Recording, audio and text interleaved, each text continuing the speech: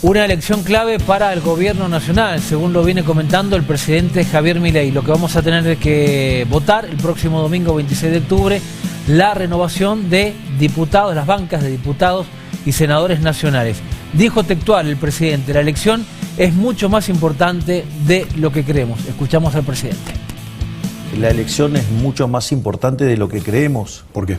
Porque dado el formato del sistema republicano que nosotros tenemos, donde las cámaras, por ejemplo la Cámara de Diputados va cambiando, las elecciones son cada 2 años y cambia por mitades. Si uno no cambia la composición de las cámaras, después es muy difícil poder pasar los proyectos. Básicamente la actividad económica se venía expandiendo por encima del 5% en el primer trimestre y venía al 7% en el segundo trimestre, o sea, y cuando vieron cómo se estaba expandiendo la economía y que el riesgo país había tocado los 550 puntos básicos, que es un disparador de actividad, digamos, ya sea porque estimula el consumo, porque estimula la inversión, ¿eso qué es lo que generó? Generó una situación en la cual desde el Congreso empezaron a torpedear el programa económico y las reformas que habíamos hecho.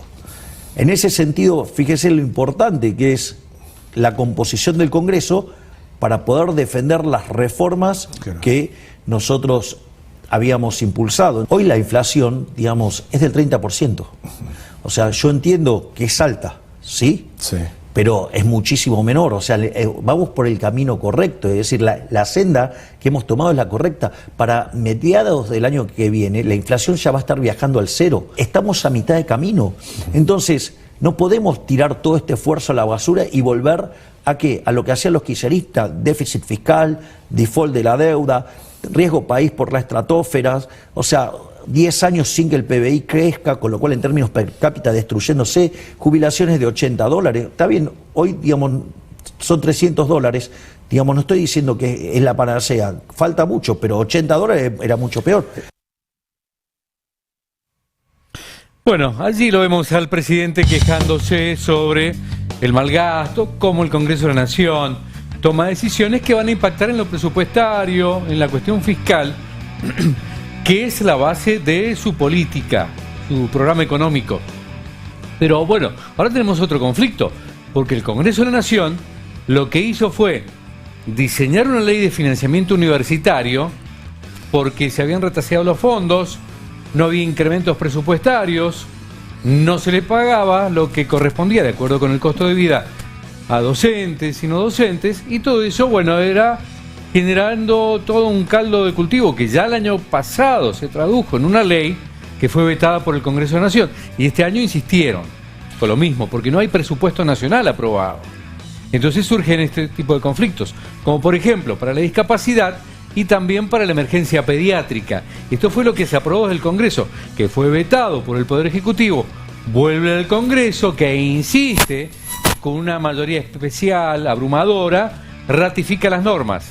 Ahora, ¿qué hace el Poder Ejecutivo? Promulga las leyes, pero no las aplica, las deja en suspenso para que el Congreso de la Nación diga de dónde va a salir la plata. Vamos a ver algunos números. Primero, el financiamiento educativo. Aquí tenemos, según los cálculos que hace el Poder Ejecutivo, el Gobierno, el Tesoro, 123.000 millones de pesos de costo adicional significaría la aplicación de esta ley de financiamiento universitario. Y en total, 2025, 1 billón de pesos, 1 billón y fracción, ¿sí? Para 2026 sería el doble, 2 millones, según el cálculo del Poder Ejecutivo.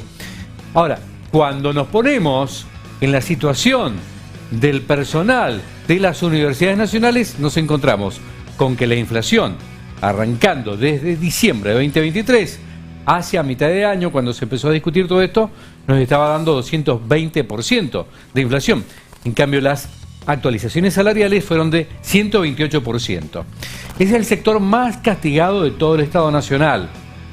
Y si lo comparamos con el sector privado, también Pero de una manera que es tan exagerada que se necesita 40% de incremento sobre el básico de julio para acercarte a la inflación o a empatar a la inflación acumulada.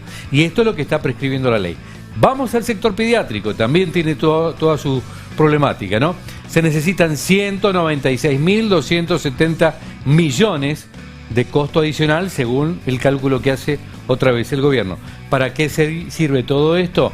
Que es lo que pretende financiar el Congreso de la Nación para los hospitales pediátricos. Fundamentalmente se habla del Garrahan porque es el que se lleva la mayor parte de la torta, residencias médicas, personal esencial, garantizar los salarios de pediatras, para los insumos críticos, financiar medicamentos e infraestructura. Es decir, es un combo realmente muy importante que hace a, bueno, el Estado, ¿se acuerdan? Afuera tal ministerio, afuera tal otro y demás, esto en aras de ir achicando los costos del Estado, pero está golpeando a sectores muy sensibles. Lo mismo con la ley de discapacidad que ha quedado en suspenso hasta que el Congreso de la Nación disponga sobre ese financiamiento. Analizamos un poquito más este tema porque la verdad que es bastante complejo desde el punto de vista político, financiero, económico y legal.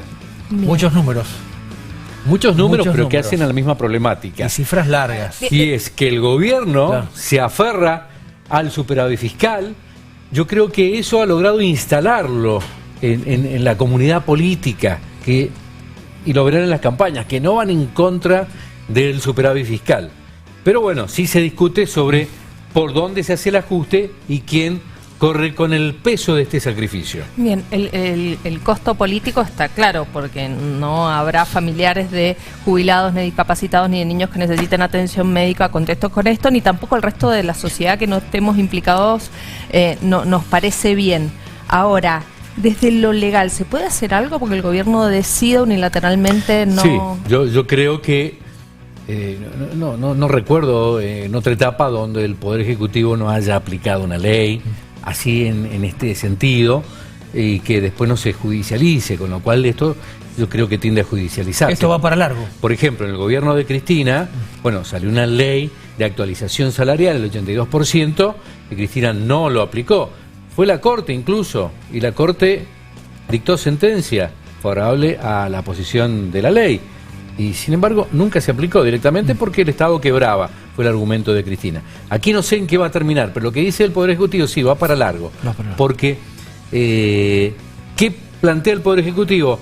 Que esto quede ya previsto en el diseño presupuestario 2026, que está para discutirse. Entonces, bueno, todavía falta, es decir, que hoy no se va a actualizar. ¿Y qué dicen desde el Congreso? Algunas voces dicen, bueno, a ver, se han incrementado los fondos reservados para la CIDE, para la AFI. O, por ejemplo, que bajen los fondos que dispone la Secretaría General de la Presidencia, que es la hermana del presidente. Entonces, también tiene allí algún viso de el jefe de la chicana. Jefa. Sí, el jefe de la... Para decirlo de alguna manera. Entonces, bueno, estamos empantanados en ¿Puede eso. cambiar algo todo esto si le va bien al presidente el domingo? Si le va bien, yo creo que va a plantar una bandera sobre esto del superávit fiscal, sin dudas. Claro. Pero necesita negociar. Y en esa negociación seguramente va a entrar el tema de el respeto a las leyes del Congreso. Tendrá que, en todo caso, mejorar su composición, cosa que va a suceder. Claro. Va a mejorar la composición del oficialismo, gane o pierda, pero va a mejorar tanto en diputados como en senadores. Esto le va a permitir a lo mejor un poquito más de oxígeno, pero si hay una ley hay que respetarla. Y ahora el Poder Ejecutivo, el gobierno necesita sacar otras leyes. La reforma en materia fiscal, impositiva, laboral, reforma laboral, la previsional, incluso quizás no ahora, pero más adelante, y la reforma educativa que hace falta. Allí está trabajando el Consejo de Gobernadores, está Alfredo Cornejo allí, están los empresarios, están los sindicatos, bueno, están todos los sectores, está el Poder Ejecutivo Nacional también, está el Parlamento. Entonces, ese Consejo tiene que diseñar unas normas que después sí o sí tienen que ser aprobadas por el Congreso. Entonces, el gobierno sí, yo creo que, más allá de que se plante sobre esto del superávit fiscal, que se entiende, tendrá que negociar para ver cómo se redefinen prioridades y reasignación de partidas. Si no, por dar esta pelea que puede perderlo hasta en la justicia, también puede perder las otras peleas que necesita y que hacen la cuestión de fondo de las reformas que necesita este gobierno, ¿no? Entonces, allí, otra vez, el tema de ampliar la base de consenso y de diálogo. Una semana clave. Sin dudas. Hay que esperar hasta el domingo y el lunes... Y el lunes... el mercado. Sí, y el mismo gobierno que dice, el mismo Milei, voy a ver Claro. cómo cambio el gabinete. Y los cambios en el gabinete. Ya se habla, hay 2, 3 nombres dando vueltas. Intertanto, muchos sectores parados. Muchos sectores parados. Sí. En espera de lo que pase en las elecciones. Sí, porque hay incertidumbre. Claro, hay fábricas de Buenos Aires que son proveedoras de empresas mendocinas que no están enviando la Además de la mercadería. recesión, por las altas tasas de interés y demás, pero estas peleas políticas tampoco generan estabilidad y previsibilidad. Y además el hecho electoral que genera incertidumbre para ver cómo va a salir la cuestión. Muy bien. Así que, bueno, estos días Hay van que a esperar, ser... hay que esperar. Sí, Bien. tal cual. Gracias. Hasta luego. Muy amable, Carlos.